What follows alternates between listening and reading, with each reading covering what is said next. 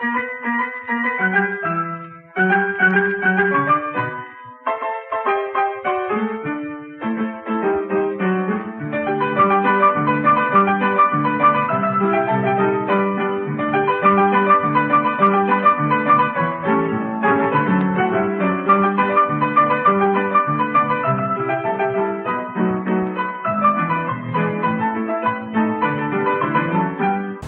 welcome back everybody to another edition of Historical Geocaching on the road with geocacher TN Photobug from Chattanooga, Tennessee, right now visiting Grand Haven, Michigan at a really cool Tri-Cities Historical Museum. Come along with me as I explore and discover Grand Haven's really cool railroad and Coast Guard history.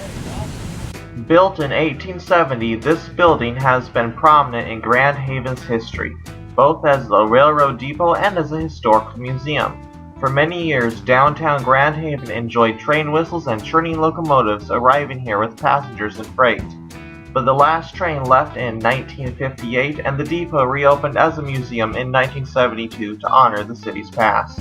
And here on the front of the depot building here is a really cool Michigan Registered Historic Site historical marker. Check it out. Grand Trunk Depot.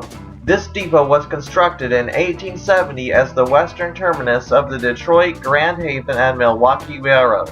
The line was later owned by the Grand Trunk Western Railroad.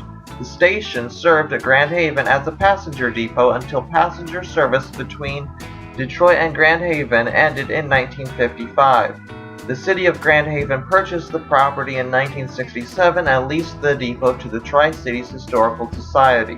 The rehabilitated structure was reopened as a historical museum in 1972. Awesomeness! So here we are inside the Tri-Cities Historical Museum here in Grand Haven, Michigan. Some really cool history here. Check it out. This is a big river town. Trunk line bridge. Cool historical marker there. River crossing sign. Shows some lanterns there.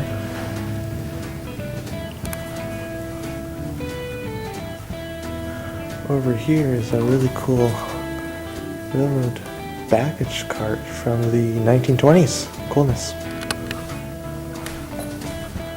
Coming in here, I'm wondering if this is supposed to be like a recreation of a room, maybe like Station Master's room, or maybe where they typists typed things out in those days. Still really cool stuff. Now we're coming, they have a really cool antique truck in here. I believe it's called a Panhard truck. Neat. I think probably gas pump.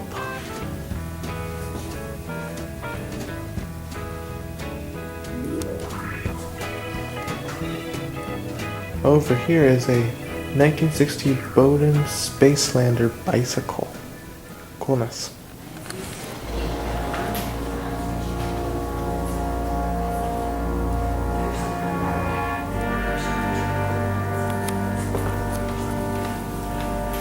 Hey everyone, geocacher TN Photobug here. For those of you who don't know, Grand Haven is a big Coast Guard city with some really cool history. Check it out, this is really, really cool.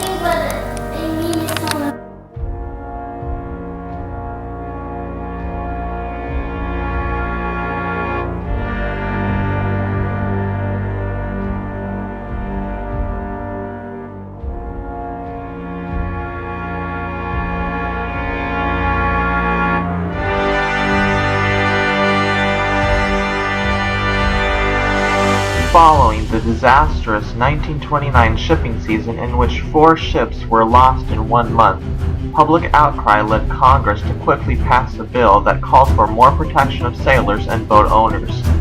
One of the outcomes of the law was the commission of 6 Coast Guard cutters, 3 for the Great Lakes and 3 for the Atlantic coast. The first vessel in this new generation of fast cutters was the Escanaba. The 160-foot Escanaba cost $584,000 and was built in Bay City, Michigan by the Defoe Shipyard. She was launched on September 16, 1932 and commissioned on November 23rd of that year. By 1914, the war in Europe was escalating and German U-boats attacked the U.S. cargo ships loaded with war goods. The Escanaba was repurposed for convoy duty and retrofitted as a warship. Alterations included a rebuilt hull, a submarine detection device, and several new guns for anti-aircraft and for depth charges. All of her wood was replaced with steel, including the masts and decking. Portholes were welded shut and a new coat of camouflage paint replaced the dazzling white she had worn since her launch. She sailed away from Grand Haven for the last time in March of 1942. The Escanaba patrolled the shipping lanes of the North Atlantic. One of her main duties was rescuing survivors of ships sunk by U-boats. Her finest day was rescuing survivors of the torpedoed troop transport Dorchester, saving 133 of the 225 survivors. 678 died. On June 10, 1943, the Escanaba was part of a protection convoy for a group of U.S. military ships when she was suddenly engulfed in a cloud of red flame and smoke and vanished. She sank in less than 3 minutes, leaving only 2 survivors of her 103 men. There has never been conclusive proof of the cause of the Escanaba's demise, although the best theory is that she struck a floating mine. News of the Escanaba's loss hit Grand Haven hard.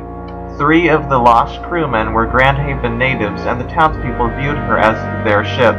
The loss galvanized the people of the city into action, and a bond campaign was set up to raise $1 million for a new Escanaba. In a 3-month period, a total of $1,218,301 was gathered.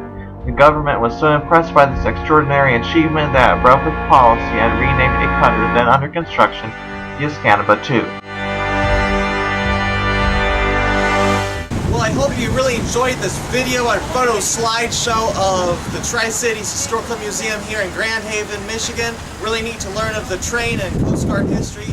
Hope you enjoyed it. Thank you so much for watching this video. Be sure to check out all of my other videos at youtube.com/TNPhotobug. And until next time, this is Geocacher TN Photobug signing out. I'm indeed having a blast with the past.